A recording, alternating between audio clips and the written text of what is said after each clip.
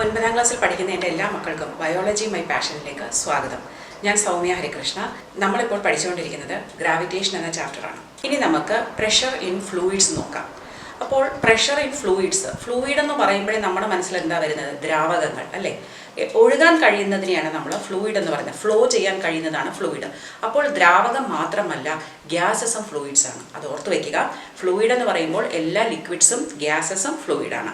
അവയ്ക്കെല്ലാം ഒഴുകാൻ കഴിയും. കാരണം എന്താ? അവരുടെ മോളിക്യൂൾസിൻ്റെ സ്പേസ് കൂടുതലായിട്ട് അവ ഇങ്ങനെ മൂവ് ചെയ്തുകൊണ്ട് ഇരിക്കുകയാണ്. അപ്പോൾ എല്ലാ ഫ്ലൂയിഡ്സിനും, അതായത് ഗ്യാസ് ആയിക്കോട്ടെ ദ്രാവകമായിക്കോട്ടെ, അവർക്ക് പ്രഷർ അപ്ലൈ ചെയ്യാനുള്ള കഴിവുണ്ട്. അതാണ് ഒന്നാമതായി നമ്മൾ മനസ്സിലാക്കേണ്ടത്. നമ്മൾ നേരത്തെ പറഞ്ഞതുപോലെ ഞാനിപ്പോൾ ഒരു കണ്ടെയ്നറിൽ വെള്ളം എടുത്തു കഴിഞ്ഞാൽ, നമുക്കിപ്പം ഗ്യാസ് തൽക്കാലം വിടാം, കാരണം അത് നമുക്ക് അസ്യൂം ചെയ്യാം, അല്ലെങ്കിൽ നമുക്ക് ഇമാജിൻ ചെയ്യാൻ പാടാണ് അല്ലേ. അപ്പോൾ നമുക്ക് ദ്രാവകത്തിലേക്ക് വരാം. ഇപ്പം ഞാനൊരു ബക്കറ്റിൽ വെള്ളം എടുത്തു എന്ന് വിചാരിക്കാം. അപ്പോൾ നമുക്കറിയാം ആ വെള്ളത്തിൻ്റെ ഭാരം, അതായത് വെയിറ്റ് എന്ന് പറയുന്നത് എങ്ങോട്ടാണ് പോകുന്നത്? നമ്മുടെ ഭൂമിയുടെ ദിശയിലേക്ക്, അതായത് ബക്കറ്റിൻ്റെ അടിഭാഗത്തേക്കാണ് ആ ഒരു പ്രഷർ വരുന്നത് അല്ലേ. വെയിറ്റ് എന്ന് പറയുന്നതാണ് ഇവിടെ ത്രസ്റ്റ് അപ്പോൾ പെർപെൻഡിക്കുലർ ആയിട്ടാണ് വരുന്നത്. പക്ഷേ അത് നമ്മൾ സോളിഡിൻ്റെ കാര്യത്തിൽ അത് ശരിയാണ്. പക്ഷേ നമ്മൾ ദ്രാവകങ്ങൾ, അതായത് ദ്രാവകങ്ങൾ അല്ലെങ്കിൽ ഗ്യാസസ്, ഫ്ലൂയിഡിൻ്റെ കാര്യം വരുമ്പോഴേക്കും ഇവ എല്ലാ ദിശയിലേക്കും ഇത് ബലം പ്രയോഗിക്കുക, അത് മീൻസ് പ്രഷർ എക്സേർട്ട് ചെയ്യുന്നുണ്ട്. താഴേക്ക് മാത്രമല്ല, കാരണം ഇതിൻ്റെ മോളിക്യൂൾസ് എല്ലാം ഇങ്ങനെ മൂവ് ചെയ്തുകൊണ്ടിരിക്കുന്നത് കൊണ്ട് തന്നെ അവ ഇതിൻ്റെ വോളിലൊക്കെ ചെന്നിടിക്കും അല്ലേ. അപ്പോൾ പ്രഷർ ഈക്വലായിട്ട് എല്ലാ ഡയറക്ഷനിലോട്ടും എത്തുന്നു എന്നുള്ളതാണ് ഇവിടെ ഒന്നാമതായിട്ട് ഓർത്തിരിക്കേണ്ട കാര്യം. പിന്നെ അകത്തേക്ക് നമ്മൾ കൂടുതൽ ഡീപ്പായിട്ട് വെള്ളത്തിലേക്ക് പോകുമ്പോൾ പ്രഷർ കൂടിയാണ് വരുന്നത്. ഇപ്പം മുകളിൽ കുറച്ച് പ്രഷർ, ഇപ്പം നമ്മൾ കുറച്ച് പേര് സ്വിം ചെയ്യുന്ന ആൾക്കാർക്കറിയാം, മുകളിൽ സ്വിം ചെയ്യാൻ എളുപ്പമാണ്. പക്ഷേ നമ്മൾ താഴേക്ക് പോകുമ്പോൾ പ്രഷർ ഭയങ്കര കൂടും. കാരണം എന്താണെന്ന് വെച്ചാൽ നമ്മളിപ്പോൾ ഈ ഒരു 5 മീറ്റർ താഴെയാണെന്ന് വിചാരിക്കുക, അത് തന്നെ വളരെ ഡെപ്തിലാണ്. അപ്പോൾ അത്രയും വെള്ളം നമ്മുടെ മുകളിലുണ്ട്. അപ്പോൾ ആ വെള്ളത്തിൻ്റെ ഭാരം അത്രയും നമ്മുടെ പുറത്തല്ല ഇതാ വരുന്നത്. അതുപോലെ ഈ സമുദ്രത്തിനടിയിൽ ജീവിക്കുന്ന ആനിമൽസ്, അവർക്ക് ഒരിക്കലും മുകളിലേക്ക് വരാൻ പറ്റില്ല. കാരണം എന്താ? താഴേക്ക് പോകുന്നതോറും മുകളിലുള്ള വെള്ളത്തിൻ്റെ അളവ് ഭയങ്കര കൂടും. അപ്പോൾ അത്രയും പ്രഷർ കൂടുതലായിട്ട് അതിൻ്റെ പുറത്തേക്ക് വന്നുകൊണ്ടിരിക്കും. അപ്പോൾ മുങ്ങി അങ്ങ് പോകും. പിന്നെ പൊങ്ങി വരാനുള്ള ചാൻസ് വളരെ കുറവാണ്. ഓക്കെ, അപ്പോൾ നമ്മൾ ഡെപ്തിലേക്ക് പോകുന്തോറും പ്രഷർ കൂടി വരുന്നു.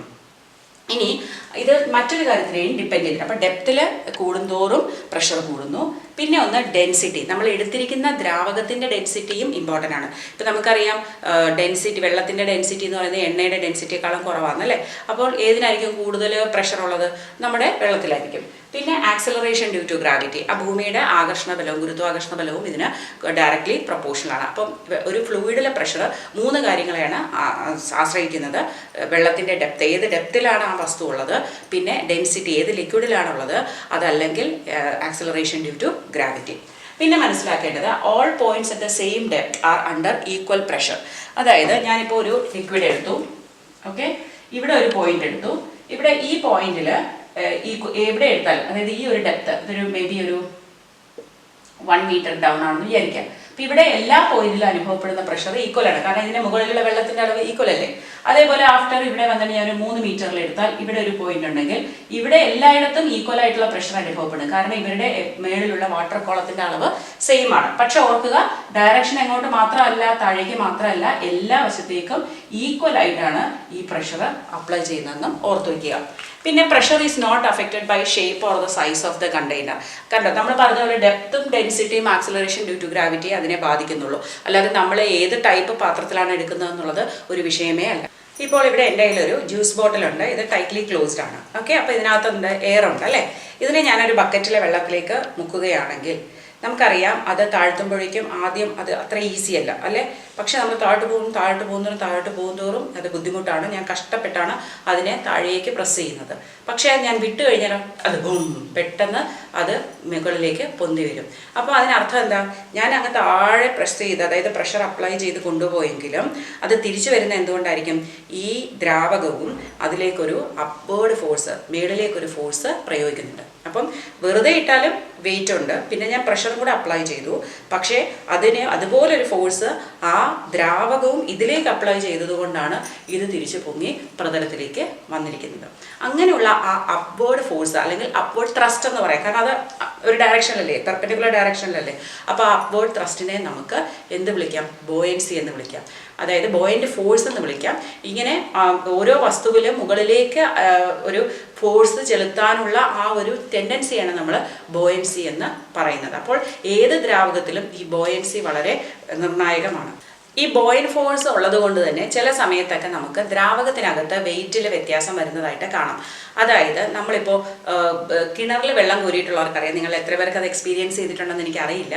ഇപ്പോൾ പല വീടുകളിലും ടാപ്പ് വാട്ടർ ഉപയോഗിക്കാറുള്ളൂ. പക്ഷേ കിണറ്റിലാണെങ്കിൽ നിങ്ങൾ കണ്ടിട്ടുണ്ടാവും, ഒരു കയറിൻ്റെ അറ്റത്താണ് നമ്മുടെ ബക്കറ്റ് അല്ലേ. അപ്പോൾ നമ്മൾ ആ കയറ് റിലീസ് ചെയ്ത് ആ ബക്കറ്റ് വെള്ളത്തിൽ കുറേ താഴേക്ക് നമ്മൾ കൊണ്ടുപോകും. താഴെ കൊണ്ടുപോയിട്ടാണ് നമ്മൾ തിരിച്ചത് വലിക്കാൻ തുടങ്ങുന്നത്. നമ്മൾ ആദ്യം വലിക്കുമ്പോൾ, അതായത് ഈ ബക്കറ്റ് ഇപ്പോൾ വെള്ളത്തിൻ്റെ അടിയിലാണ്, അത് നിറഞ്ഞിരിക്കുകയാണ്. പക്ഷെ എന്നാലും വെള്ളത്തിൻ്റെ മുകളിൽ വരുന്നത് വരെ വലിക്കാൻ എളുപ്പമാണ്. കാരണം ഇങ്ങനെ അങ്ങ് പൊങ്ങി വരും. എന്തുകൊണ്ടാണ്? ആ വെള്ളവും അതിനെ നമുക്ക് പൊക്കി തരുന്നുണ്ട് അല്ലേ, ആ ഒരു ത്രസ്റ്റ് ഉണ്ട്. പക്ഷേ വെള്ളത്തിൻ്റെ ഉപരിതലത്തിൽ നിന്ന് വേറിലേക്ക് വന്നു കഴിഞ്ഞാൽ പിന്നെ ഇത്തിരി പാടാണ് അതിനെ ഇങ്ങ് വലിച്ചെടുക്കാനായിട്ട്. കാരണം എന്താ, അവിടെ നമ്മൾ മാത്രമേ ഫോഴ്സ് അപ്ലൈ ചെയ്യുന്നുള്ളൂ. താഴെ നിന്നൊരു ബോയിങ് ഫോഴ്സ് നമ്മളെ ഹെൽപ്പ് ചെയ്യാൻ അവിടെ വരുന്നില്ല അത്ര ശക്തമായിട്ട്. ഓക്കെ, അതുകൊണ്ടാണ് നമുക്കത് അനുഭവപ്പെടുന്നത്. അതല്ലെങ്കിൽ വെള്ളത്തിനകത്ത് ഇങ്ങനെ ഒരാളെ വലിച്ചുകൊണ്ട് വരാനൊക്കെ എളുപ്പമാണ്. പക്ഷേ വെള്ളത്തിൽ നിന്ന് പുറത്തേക്ക് എടുക്കാനായിട്ട് ഭയങ്കര പാടാണ്. അപ്പം വെള്ളത്തിനകത്ത് ആ ഒരു ഭാരം അനുഭവപ്പെടാത്തതിൻ്റെ കാരണം, ഇപ്പോൾ ഫോർ എക്സാമ്പിൾ ഇപ്പം 100 ന്യൂട്ടനുള്ള ഒരു വസ്തുവാണ് വെള്ളത്തിലോട്ട് പോയതെങ്കിൽ ഒരു 30 ന്യൂട്ടൺ മുകളിലേക്ക് ഒരു അപ്രസ്റ്റ് ഉണ്ടെന്ന് വിചാരിക്കാം. അപ്പം നമ്മൾ എത്ര അപ്ലൈ ചെയ്താൽ മതി? 70. നമ്മൾ 100 അപ്ലൈ ചെയ്യേണ്ട, നമുക്കൊരു 70 എടുത്താൽ മതി. അപ്പോൾ അതാണ് നമുക്കത് ലൈറ്ററായിട്ട് ഫീൽ ചെയ്യുന്നത്. So when a body is partly or completely immersed in a fluid, it experience an upward force or upward thrust that is called buoyant force. അപ്പോൾ മുഴുവനായിട്ട് മുങ്ങണം എന്നില്ല, പകുതി മുങ്ങിയാലും മതി. പക്ഷേ അതിൽ അനുഭവപ്പെടുന്ന ആ അപ്വേർഡ് ഫോഴ്സിനാണ് നമ്മൾ ബോയിങ് ഫോഴ്സ് എന്ന് പറയുന്നത്. ഇനി നമ്മൾ പറഞ്ഞതുപോലെ ഈ ബോയിങ് ഫോഴ്സ് എന്തിനെ ഡിപ്പെൻഡ് ചെയ്തിട്ടുണ്ട്? ഈ അപ്ത്രസ്റ്റ്, അതും ഡെൻസിറ്റി, പിന്നെ നമ്മുടെ ആക്സലറേഷൻ ഡ്യൂ ടു ഗ്രാവിറ്റി, പിന്നെ ആ വെള്ളത്തിൻ്റെ ടെമ്പറേച്ചർ, വെള്ളം അല്ലെങ്കിൽ ആ ഫ്ലൂയിഡിൻ്റെ ടെമ്പറേച്ചർ. ഇതുകൂടാതെ നമ്മൾ ഇമ്മേഴ്സ് ചെയ്യുന്ന താഴ്ത്തുന്ന ആ വസ്തുവിൻ്റെ വോളിയവും വളരെ ഇമ്പോർട്ടൻ്റ് ആണ് ഇവിടെ. അപ്പോൾ നമ്മൾ മനസ്സിലാക്കി, ഏതൊരു വസ്തു നമ്മൾ താഴേക്ക് വെള്ളത്തിലേക്ക് അല്ലെങ്കിൽ ഫ്ലൂയിഡിലേക്ക് മുക്കിയാലും ഒരു അപ്ത്രസ്റ്റ് വരുന്നുണ്ടെന്നല്ലേ. പക്ഷേ ഈ അപ്ത്രസ്റ്റിൻ്റെ വാല്യൂ എന്താണ്, എത്രത്തോളം അപ്ത്രസ്റ്റ് ഉണ്ട്, അത് കണ്ടുപിടിച്ചത് ആർക്കിമിഡീസ് എന്നൊരു ശാസ്ത്രജ്ഞനാണ്. ശാസ്ത്രജ്ഞനല്ല, അന്ന് ഗ്രീസിലൊക്കെ ഫിലോസഫേഴ്സ് ആണ് അല്ലേ, അവരാണ് പലതും കണ്ടുപിടിച്ചിട്ടുള്ളത്. ഏർലി കണ്ടുപിടുത്തങ്ങളെല്ലാം ഫിലോസഫേഴ്സ് എന്നാണ് നമ്മൾ വിളിക്കുന്നത്. അപ്പോൾ തത്വചിന്തകരല്ലേ. അപ്പോൾ അവരാണ് ഇതിനെയൊക്കെ ചിന്തിച്ചാണ് അവർ ചെയ്തത്. അവർ എക്സ്പെരിമെൻറ്റിനേക്കാൾ ഉപരി ചിന്തയിലൂടെയാണ് അവർ പലതും കണ്ടെത്തിയത്. അപ്പോൾ യുറേക്ക എന്നുള്ള കഥയൊക്കെ നിങ്ങൾ കേട്ടിട്ടുണ്ടായിരിക്കും അല്ലേ. രാജാവ് ഒരു കിരീടം ഉണ്ടാക്കി സ്വർണത്തിൻ്റെ, എന്നിട്ട് അതിൻ്റെ പ്യൂരിറ്റി അറിയാനായിട്ട് രാജാവ് അദ്ദേഹത്തിനെ വിളിച്ചു, ആർക്കിമിഡീസിനെ വിളിച്ചിട്ട് പറഞ്ഞു ഇത് കണ്ടുപിടിക്കണമെന്ന്. അദ്ദേഹം തലപുകഞ്ഞ് ആലോചിച്ചിട്ടും മനസ്സിലായില്ല എങ്ങനെ പ്യൂരിറ്റി കണ്ടുപിടിക്കുമെന്ന്. പക്ഷേ ഒരു ദിവസം യാദൃച്ഛികമായി അദ്ദേഹം കുളിക്കാനായിട്ട് ബാത്ടബിലോട്ട് ഇറങ്ങിയപ്പോൾ ബാത്ടബ് നിറഞ്ഞിരിക്കുകയായിരുന്നു. അദ്ദേഹം അകത്തോട്ട് കയറിയപ്പോൾ കുറേ വെള്ളം പുറത്തേക്ക് പോയി. അപ്പോൾ അതിൽ നിന്ന് അദ്ദേഹത്തിന് മനസ്സിലായി, നമ്മൾ ഏത് വസ്തു അതിലേക്ക് ഇമ്മേഴ്സ് ചെയ്യുമ്പോഴും കുറേ ഡിസ്പ്ലേസ് ചെയ്യുന്ന വാട്ടർ ഉണ്ട്. അപ്പോൾ അതാണ് ബോയിങ് ത്രസ്റ്റിന് ഈക്വൽ എന്ന് മനസ്സിലാക്കി അദ്ദേഹം യുറേക്ക എന്ന് വിളിച്ച് തെരുവീതികളിലൂടെ ഓടിയത്. അദ്ദേഹത്തിന് അത്ര എക്സൈറ്റ്മെൻ്റ് ആയിരുന്നു. അതൊക്കെ നമ്മൾ ചെറിയ ക്ലാസ്സിലൊക്കെ കേട്ടിട്ടുണ്ട്. അപ്പോൾ ഈ ആർക്കിമിഡീസ് പറയുന്ന പ്രിൻസിപ്പിൾ അനുസരിച്ച് നമുക്ക് ഈ അപ്ത്രസ്റ്റ് എത്രയെന്ന് നമുക്ക് കാൽക്കുലേറ്റ് ചെയ്യാം. അതായത് ഇപ്പോൾ ഞാനൊരു വസ്തു വെള്ളത്തിലേക്ക് മുക്കിയെന്ന് വിചാരിക്കുക. അപ്പോൾ അത് കംപ്ലീറ്റ്ലി അല്ലെങ്കിൽ പാർട്ട്ലി ആവാം, കംപ്ലീറ്റ്ലി ആകാം. അപ്പോൾ എനിക്കറിയാം, ഞാൻ ഈ ഫോർ എക്സാമ്പിൾ ഈ ബോട്ടിൽ ഇപ്പോൾ ഇവിടെ ഒരു ഫ്ലൂയിഡ് അല്ലെങ്കിൽ ഒരു ബക്കറ്റിൽ വെള്ളം ഉണ്ടെന്ന് വിചാരിക്കാം. ഞാൻ ഈ വെള്ളത്തിലേക്ക് മുക്കുമ്പോൾ അത്രയും ഭാഗത്ത്, അതായത് ഈ ബോട്ടിലിൻ്റെ അളവിനനുസരിച്ചുള്ള അത്രയും വെള്ളം മാറ്റിയാലല്ലേ ഈ ബോട്ടിലിനകത്തേക്ക് പോകാൻ പറ്റുള്ളൂ. അപ്പോൾ ഈ ബോട്ടിൽ എത്രത്തോളം വെള്ളത്തെ അവിടെ നിന്ന് ഡിസ്പ്ലേസ് ചെയ്യുന്നു, മാറ്റുന്നു, അതായിരിക്കും, ആ വെള്ളത്തിൻ്റെ അളവായിരിക്കും അതിൻ്റെ അപ്ത്രസ്റ്റ് എന്ന് പറയുന്നത്. ഇനി ഈ ബോട്ടിലിന് പകരം ഞാനൊരു അയണിൻ്റെ ഒരു ബ്ലോക്കാണ് എടുത്ത് അതിനകത്തോട്ട് ഇടുന്നതെങ്കിലോ, അവിടെയും അത് വെള്ളത്തിലേക്ക് പോകുമ്പോൾ അത്രയും വെള്ളം അവിടെ നിന്ന് മാറ്റുന്നുണ്ട്. അപ്പോൾ ആ വെള്ളത്തിൻ്റെ അളവാണ് എന്ത്, അപ്ത്രസ്റ്റ് എന്ന് പറയുന്നത്. അപ്പോൾ അപ്ത്രസ്റ്റ് എന്ന് പറയുന്നത് ഇതിൻ്റെ വെയിറ്റിന് ഈക്വൽ ആയിട്ടുള്ള ഒരു വെള്ളമാണ് അവിടെ നിന്ന് മാറ്റപ്പെടുന്നത്, അല്ലെങ്കിൽ ഇതിൻ്റെ വോളിയത്തിനനുസരിച്ചുള്ള വെള്ളം അവിടെ നിന്ന് മാറ്റപ്പെടുന്നു. ആ മാറ്റപ്പെടുന്ന വെള്ളത്തിൻ്റെ അളവാണ് അതിൻ്റെ അപ്ത്രസ്റ്റ്. So when a body is partly, an object is partly or completely immersed in a fluid, it displaces a water, and the amount of water displaced, or not water, fluid displaced is the equal to the upward thrust. ഇനി അപ്ത്രസ്റ്റിനെ എന്തിനെയൊക്കെ ആശ്രയിച്ചിരിക്കുന്നു എന്ന് നോക്കാം. നമ്മൾ immerse ചെയ്യുന്ന ആ ഒരു വസ്തുവിൻ്റെ volume അതിനനുസരിച്ച് അപ്ത്രസ്റ്റ് കൂടുകയോ കുറയുകയോ ചെയ്യും. അതുപോലെ തന്നെ ഡെൻസിറ്റി ഓഫ് ദ ലിക്വിഡ് അനുസരിച്ചും അപ്ത്രസ്റ്റ് കൂടുകയോ കുറയുകയോ ചെയ്യാം. കൂടുതൽ ഡെൻസിറ്റി ഉള്ള ലിക്വിഡ് ആണെങ്കിൽ കൂടുതൽ അപ്ത്രസ്റ്റ് ഉണ്ടാവും അല്ലേ. അപ്പോൾ ഈ രണ്ട് ഫാക്ടേഴ്സാണ് അപ്ത്രസ്റ്റിനെ നിർണ്ണയിക്കുന്നത്. ഇനി നമുക്ക് കുറച്ച് സിറ്റുവേഷൻസ് നോക്കാം. നമ്മൾ സ്വിം ചെയ്യുമ്പോൾ സീ വാട്ടറിൽ സ്വിം ചെയ്യുന്നത് നോർമൽ വാട്ടറിൽ സ്വിം ചെയ്യുന്നതിനേക്കാളും എളുപ്പമാണെന്ന് പറയും. എന്തുകൊണ്ട്? ഇവിടെ കാരണം എന്ന് വെച്ചാൽ സീ വാട്ടർ എന്ന് വെച്ചാൽ പ്യുവർ വാട്ടർ അല്ല, അതിനകത്ത് ഒത്തിരി ഡിസോൾഡ് സോൾട്ട് ഉണ്ട് അല്ലേ, ഉപ്പുവെള്ളമാണ്. അപ്പോൾ ഈ ഡിസോൾഡ് സോൾട്ട് ഉള്ളത് കൊണ്ട് തന്നെ സീ വാട്ടറിൻ്റെ ഡെൻസിറ്റി കൂടുതലാണ്. അപ്പോൾ ഒരു ആള് അയാളുടെ വെയിറ്റ് മാറുന്നില്ല, പക്ഷെ അയാൾ സീ വാട്ടറിലാവുമ്പോൾ ഈ ഡെൻസിറ്റി കൂടിയ സീ വാട്ടർ കൂടുതൽ അപ്ത്രസ്റ്റ് അയാൾക്ക് കൊടുക്കുന്നുണ്ട്. അപ്പോൾ അയാൾക്ക് സ്വിമ്മിങ് കുറച്ച് ഈസിയാണ്. അതേസമയം പ്യുവർ വാട്ടറിൽ അപ്ത്രസ്റ്റ് അതിനേക്കാൾ കുറവായതുകൊണ്ട് അദ്ദേഹത്തിന് കൂടുതൽ എഫേർട്ട് എടുക്കേണ്ടി വരും. ഇനി അതേപോലെയുള്ള ഒരു ഇമ്പോർട്ടൻ്റ് ആയിട്ടുള്ള ഒരു കോൺസെപ്റ്റാണ്, നമ്മളൊരു അയൺ നെയിൽ, ഒരു ചെറിയ അയൺ നെയിലാണ്, അത് നമ്മൾ വെള്ളത്തിലിട്ടാൽ അത് നേരെ വെള്ളത്തിൻ്റെ അടിയിൽ പോയി സിങ്കായി കിടക്കും, അതെ, അടിയിലേക്ക് പോകും. അതേസമയം ഇത്രയും ഹ്യൂജ് ഷിപ്പ്, നമ്മുടെ കപ്പൽ അയൺ കൊണ്ടാണ് ഉണ്ടാക്കിയിരിക്കുന്നത്, പക്ഷേ അതെന്ത് ചെയ്യും, ഫ്ലോട്ട് ചെയ്ത് വെള്ളത്തിൻ്റെ മുകളിൽ കിടക്കുന്നു. അപ്പോൾ അതിൻ്റെ ഒരു രഹസ്യം എന്തായിരിക്കും? ഇവിടെയും ഡെൻസിറ്റിയാണ്. നമ്മുടെ ആണി എന്ന് പറയുന്നത്, ആണി ഒരു ചെറിയ വസ്തുവാണ്, അതിൻ്റെ വോളിയം വളരെ കുറവാണ്, അപ്പോൾ അതിന് ഡെൻസിറ്റി ഭയങ്കര കൂടുതലാണ്. അപ്പോൾ അത് പെട്ടെന്ന് ഈ അപ്ത്രസ്റ്റ് ഉണ്ട്, അവിടെയും അപ്ത്രസ്റ്റ് ഇല്ലെന്നല്ല, പക്ഷേ അപ്ത്രസ്റ്റിനേക്കാളും കൂടുതലാണ് അതിൻ്റെ അപ്ലൈ ചെയ്യുന്ന ഫോഴ്സ്, ഡെൻസിറ്റി കൂടുതലായിട്ട്. അതുകൊണ്ട് അതിനെ ഓവർകം ചെയ്ത് അത് താഴേക്ക് പോകും.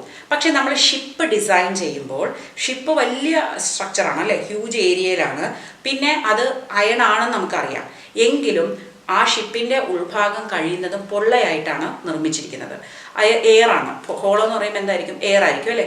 അപ്പോൾ അതിൻ്റെ ഡെൻസിറ്റി കുറവാണ്. അപ്പോൾ ഇത്രയും കുറഞ്ഞ ഡെൻസിറ്റി, ഇത്രയും വലിയ ഹ്യൂജ് ഷിപ്പാണെങ്കിലും ഡെൻസിറ്റി കുറവായതുകൊണ്ട് ഈ അപ്ത്രസ്റ്റ് അതിന് കൂടുതൽ അനുഭവപ്പെടുന്നു. അപ്പോൾ ഈ അപ്ത്രസ്റ്റ് കൊണ്ട് അതിനെ നമുക്ക് അവിടെ സസ്പെൻഡ് ചെയ്ത് നിർത്താനായിട്ട് കഴിയുന്നു. ഇനി ആർക്കിമിഡീസ് പ്രിൻസിപ്പിൾ എവിടെയൊക്കെയാണ് നമ്മൾ ഉപയോഗിക്കുന്നത് നോക്കാം. ഒന്നാമതായിട്ട് ഷിപ്സും സബ്മറീൻസും ഞാനിപ്പോൾ പറഞ്ഞതുപോലെ ഡിസൈൻ ചെയ്യാനായിട്ട് നമ്മൾ ആർക്കിമിഡീസ് പ്രിൻസിപ്പലിനെയാണ് ആശ്രയിക്കുന്നത്. രണ്ടാമതായിട്ട് ഫ്ലൂയിഡിൻ്റെ ഡെൻസിറ്റി മെഷർ ചെയ്യാനായിട്ട് നമ്മൾ ആർക്കിമിഡീസ് പ്രിൻസിപ്പിളാണ് ഉപയോഗിക്കുന്നത്. വസ്തുക്കളുടെ റിലേറ്റീവ് ഡെൻസിറ്റി, ആപേക്ഷികമായിട്ടുള്ള ഡെൻസിറ്റി കണക്കാക്കുന്നതിന് വേണ്ടിയിട്ട് നമ്മൾ ആർക്കിമിഡീസ് പ്രിൻസിപ്പിളാണ് ഉപയോഗിക്കുന്നത്. ഫ്ലൂയിഡിൻ്റെ ഡെൻസിറ്റി ഡിറ്റർമിൻ ചെയ്യുന്ന ഹൈഡ്രോമീറ്റർ ഉണ്ട്, അതും വർക്ക് ചെയ്യുന്നത് ആർക്കിമിഡീസ് പ്രിൻസിപ്പിളിനെ ബേസ് ചെയ്തിട്ടാണ്. പിന്നെ പാലിൻ്റെ ശുദ്ധത അളക്കാനായിട്ട് നമ്മൾ ലാക്ടോമീറ്റർ ഉപയോഗിക്കും, അതും പ്രിൻസിപ്പിൾ എന്താണ്, ആർക്കിമിഡീസ് പ്രിൻസിപ്പിളാണ്. ഇനി നമ്മൾ പലപ്പോഴും ഡെൻസിറ്റി എന്താന്ന് പറഞ്ഞു അല്ലേ. ഈ ഡെൻസിറ്റി എന്ന് പറയുന്നത് ഒരു വസ്തുവിൻ്റെ മാസിനെ അതിൻ്റെ വോളിയം കൊണ്ട് ഹരിച്ചാൽ കിട്ടുന്നതാണ്. അതായത് നമ്മളിപ്പോൾ അയൺ നെയിലിൻ്റെ കാര്യം പറഞ്ഞു, അയൺ നെയിലിന് ആ നെയിലിന് മാസ് ഉണ്ടല്ലേ, പക്ഷെ അത് ചെറിയ വോളിയത്തിലാണ് അത് അത്രയും മാസ് വന്നിരിക്കുന്നത്. അതേസമയം ഷിപ്പ് മാസ് കൂടുതലുണ്ടെങ്കിലും അത് വളരെ ബ്രോഡായിട്ടാണ് അത് ഡിസൈൻ ചെയ്തിരിക്കുന്നത്, ഒപ്പം അകത്ത് ഹോളോ സ്പേസും കൊടുത്തിട്ടുണ്ട്. അപ്പം മാസ് ബൈ വോളിയമാണ് ഡെൻസിറ്റി എന്ന് പറയുന്നത്. ഇപ്പോൾ നമുക്കൊരു ചോദ്യം വരാം, നമ്മളിപ്പോൾ വെയിങ് മെഷീനിൽ കയറി നിൽക്കുമ്പോൾ അല്ലെങ്കിൽ ഒരാളെ നമ്മളൊരു സ്പ്രിംഗ് ബാലൻസ് കൊണ്ട് വെയ് ചെയ്യുമ്പോൾ നമുക്ക് ആക്ച്വൽ വെയിറ്റ് ആണോ കിട്ടുന്നതെന്നുള്ളത് അത് ആയിരിക്കണമെന്നില്ല. കാരണം നമ്മളിങ്ങനെ സ്പ്രിംഗ് ബാലൻസിൽ വെയ് ചെയ്യുമ്പോഴേക്കും കുറച്ച് ആ വസ്തുവിൻ്റെ വോളിയത്തിനനുസരിച്ചുള്ള എയർ ആ ഭാഗത്തു നിന്ന് ഡിസ്പ്ലേസ് ആവുന്നുണ്ട് അല്ലേ. അപ്പോൾ അത്രയും അപ്ത്രസ്റ്റ് ആ എയർ കൊടുക്കുന്നുണ്ട്. അപ്പോൾ ആ എയറിൻ്റെ അപ്ത്രസ്റ്റ് കൊണ്ട് നമ്മൾക്ക് കിട്ടുന്ന വാല്യൂവിനേക്കാളും യഥാർത്ഥ വാല്യൂവിനേക്കാളും കുറച്ച് കൂടുതലായിരിക്കും ആ വസ്തുവിൻ്റെ വെയിറ്റ് എന്ന് പറയുന്നത്, യഥാർത്ഥ വെയിറ്റ്. കാരണം നമുക്ക് അനുഭവപ്പെടുന്നത് ആ അപ്ത്രസ്റ്റും കൂടെ ഉള്ളതുകൊണ്ട്, അപ്ത്രസ്റ്റ് ആകുമ്പോൾ വെയിറ്റ് കുറഞ്ഞേ കിട്ടുള്ളൂ, അതിനേക്കാൾ കുറച്ച് കൂടുതലായിരിക്കും ആക്ച്വലായിട്ടുള്ള വെയിറ്റ്. അപ്പോൾ ഇവിടെ നമുക്ക് മറ്റൊരു ഉദാഹരണം നോക്കാം. എപ്പോഴും നമുക്കുള്ളൊരു കൺഫ്യൂഷനാണ്, 10 കിലോ പഞ്ഞിക്കാണോ 10 കിലോ ഇരുമ്പിനാണോ വെയിറ്റ് കൂടുതലെന്ന്. അപ്പോൾ നമ്മൾ ചിന്തിക്കാതെ പെട്ടെന്ന് വിളിച്ചു പറയും, അയ്യോ 10 കിലോ ഇരുമ്പാണ്, കാരണം ഇരുമ്പല്ലേ പഞ്ഞി, പക്ഷെ രണ്ടും എടുത്തിരിക്കുന്നത് എത്രയാണ്, 10 കിലോ അല്ലേ. പക്ഷേ ഇവിടെയും അത് കറക്റ്റായിട്ട് നോക്കിക്കഴിഞ്ഞാൽ ചെറിയ വ്യത്യാസം വരാം. കാരണം 10 കിലോ ഇരുമ്പെന്ന് പറയുന്നത് ചിലപ്പോൾ ഒരു ബോളായിട്ട് നമുക്ക് എടുക്കാം അല്ലേ, ഒരു ചെറിയ ഒരു അയൺ ബോൾ. പക്ഷേ വേറെ ഒന്നോ 10 കിലോ പഞ്ഞി അങ്ങനെ വെക്കാൻ പറ്റുമോ? പഞ്ഞി എന്ന് പറയുന്നത് വളരെ ലൂസായിട്ട് വളരെ സോഫ്റ്റാണ് അല്ലേ. അപ്പോൾ അതിന് ഒത്തിരി സ്പേസ് ഉണ്ട്. 10 കിലോ പഞ്ഞി എന്ന് പറഞ്ഞാൽ ചിലപ്പോൾ ഒരു വലിയ ചാക്ക് പഞ്ഞിയായിരിക്കും. അപ്പോൾ ഒരു ചാക്ക് പഞ്ഞി നമ്മൾ ഒരു സ്പ്രിംഗ് ബാലൻസിൽ എടുക്കുമ്പോൾ അത്രയും ആ എയർ അവിടെ നിന്ന് ഇത്രയും അതിനത്രയും ഇരിക്കണ്ടേ, അത്രയും സ്പേസ് ഓഫ് എയർ മാറ്റിയാലേ അത് അവിടെ ഇരിക്കാൻ പറ്റുള്ളൂ അല്ലേ. അപ്പോൾ ആ ഡിസ്പ്ലേസ് ചെയ്ത ഫ്ലൂയിഡ് എന്ന് പറയുന്ന എയർ അതിൻ്റെ അത്രയും അപ്ത്രസ്റ്റ് അതിന് ലഭിക്കുന്നുണ്ട്. അപ്പോൾ അതിൻ്റെ ആക്ച്വൽ ആയിട്ടുള്ള വെയിറ്റിനേക്കാളും കുറവാണ് നമ്മൾ കാണുന്നത്. അതേസമയം അയൺ അങ്ങനെയല്ല, അയണിന് വെയിറ്റ് മീൻസ് വോളിയം കുറവാണ്, ഒരു 10 കിലോ അയൺ എന്ന് പറഞ്ഞാൽ ചെറിയൊരു അയൺ ബോൾ ആയിരിക്കും. പക്ഷെ അത് അവിടെ വെക്കുമ്പോൾ അത്ര വോളിയം ഡിസ്പ്ലേസ് ചെയ്യുന്നില്ല. അപ്പോൾ അതിൻ്റെ അപ്ത്രസ്റ്റ് കുറവായിരിക്കും. അപ്പം കൂടുതലും നിയർ ബൈ വാല്യൂ നമുക്ക് ഏതിനായിരിക്കും കിട്ടുന്നത്? അയണിനായിരിക്കും. മറ്റേതിനെ കുറച്ചും കൂടി വെയിറ്റ് കുറവായിട്ടായിരിക്കും നമുക്ക് അനുഭവപ്പെടുന്നത്. അപ്പോൾ നമുക്ക് ഇവിടെ റിലേറ്റീവ് ഡെൻസിറ്റി എന്നൊരു കോൺസെപ്റ്റിലേക്ക് വരാം. ഈ ഡെൻസിറ്റി മാസ് ബൈ വോളിയം ആണെങ്കിൽ റിലേറ്റീവ് ഡെൻസിറ്റി, ആപേക്ഷികമായിട്ടുള്ള ഡെൻസിറ്റി എന്തായിരിക്കും? ഒരു വസ്തുവിൻ്റെ മാസിനെ അതേ വോളിയത്തിലുള്ള വെള്ളത്തിൻ്റെ മാസുമായിട്ട് ഡിവൈഡ് ചെയ്യുമ്പോൾ കിട്ടുന്നതിനെയാണ് നമ്മൾ റിലേറ്റീവ് ഡെൻസിറ്റി എന്ന് ഉദ്ദേശിക്കുന്നത്. ഇനി ഈ ഡെൻസിറ്റി അനുസരിച്ചാണ് ഈ ഫ്ലോട്ടേഷൻ, അതായത് പൊങ്ങി കിടക്കുന്നോ അല്ല താഴ്ന്നു പോകുന്നോ എന്നുള്ളത് നമ്മൾ തീരുമാനിക്കുന്നത്. നമ്മൾ എടുക്കുന്ന വസ്തുവിൻ്റെ ഡെൻസിറ്റി ലിക്വിഡിൻ്റെ ഡെൻസിറ്റിയേക്കാൾ കൂടുതലാണെങ്കിൽ അത് സിങ്ക് ചെയ്യും. നമ്മളിപ്പോൾ അയൺ നെയിലിൻ്റെ കാര്യം പറഞ്ഞു. ആ വെള്ളത്തിന് അപ്ലൈ ചെയ്യാൻ പറ്റുന്ന ഡെൻസിറ്റിയേക്കാൾ കൂടുതലാണ് ഈ നെയിലിൻ്റെ ഡെൻസിറ്റി. അതുകൊണ്ട് അത് നേരെ താഴേക്ക് പോയി സിങ്ക് ചെയ്യും. ഇനി ഇത് രണ്ടും ഈക്വൽ ആണെങ്കിലോ, അതായത് ഈ വസ്തുവിൻ്റെ ഡെൻസിറ്റിയും ഈ വെള്ളത്തിൻ്റെ ഡെൻസിറ്റിയും ഈക്വൽ ആണെങ്കിൽ അതിങ്ങനെ സസ്പെൻഡ് ചെയ്ത് കിടക്കും. അതല്ല, ഈ വസ്തുവിൻ്റെ ഡെൻസിറ്റി കുറവാണ്, വെള്ളത്തിൻ്റെ ഡെൻസിറ്റി അല്ലെങ്കിൽ ലിക്വിഡിൻ്റെ ഡെൻസിറ്റി കൂടുതലാണെങ്കിൽ അത് ഫ്ലോട്ട് ചെയ്ത് കിടക്കും. അപ്പോൾ കൂടുതൽ ഈ ലിക്വിഡിനേക്കാളും ഡെൻസിറ്റി കൂടുതലാണെങ്കിൽ സിങ്ക് ചെയ്യും, ലിക്വിഡിൻ്റെ അതേ ഡെൻസിറ്റി ആണെങ്കിൽ സസ്പെൻഡ് ചെയ്യും, ലിക്വിഡിനേക്കാളും കുറഞ്ഞ ഡെൻസിറ്റി ആണെങ്കിൽ ഫ്ലോട്ട് ചെയ്യും. ഇതും നിങ്ങൾ ഓർത്ത് വെച്ചേക്കുക. അപ്പോൾ ഇതിൽ മെയിനായിട്ട് നമ്മൾ പഠിച്ചത് ത്രസ്റ്റ് പഠിച്ചു, പ്രഷർ പഠിച്ചു. ഏരിയയും ത്രസ്റ്റും തമ്മിലുള്ള ബന്ധമാണ് നമ്മൾ പ്രഷറിലൂടെ പറയുന്നത്. പിന്നെ അതിനെ കുറച്ച് ഡെയിലി ലൈഫ് എക്സാമ്പിൾസ് പഠിച്ചു. അത് കഴിഞ്ഞിട്ട് നമ്മൾ ഫ്ലോട്ടേഷൻ അല്ലെങ്കിൽ ബോയൻസിയിലേക്ക് വന്നു. ബോയൻസി, ആർക്കിമിഡീസ് പ്രിൻസിപ്പിൾ, അവസാനം നമ്മൾ ഫ്ലോട്ടേഷൻ്റെ ഇമ്പോർട്ടൻറ്റ് പോയിൻറ്റ്സും മനസ്സിലാക്കി. അപ്പോൾ ഈ പാഠഭാഗങ്ങളൊക്കെ നിങ്ങൾക്ക് മനസ്സിലാകുന്നുണ്ടെങ്കിൽ തീർച്ചയായിട്ടും ലൈക്ക് ചെയ്യണം. നിങ്ങളുടെ ഫ്രണ്ട്സിനൊക്കെ ഒന്ന് ഷെയർ ചെയ്ത് കൊടുക്കുക. പിന്നെ സബ്സ്ക്രൈബ് ചെയ്തിട്ടില്ലെങ്കിൽ തീർച്ചയായിട്ടും സബ്സ്ക്രൈബ് ചെയ്യണം. Thank you for watching biology my passion.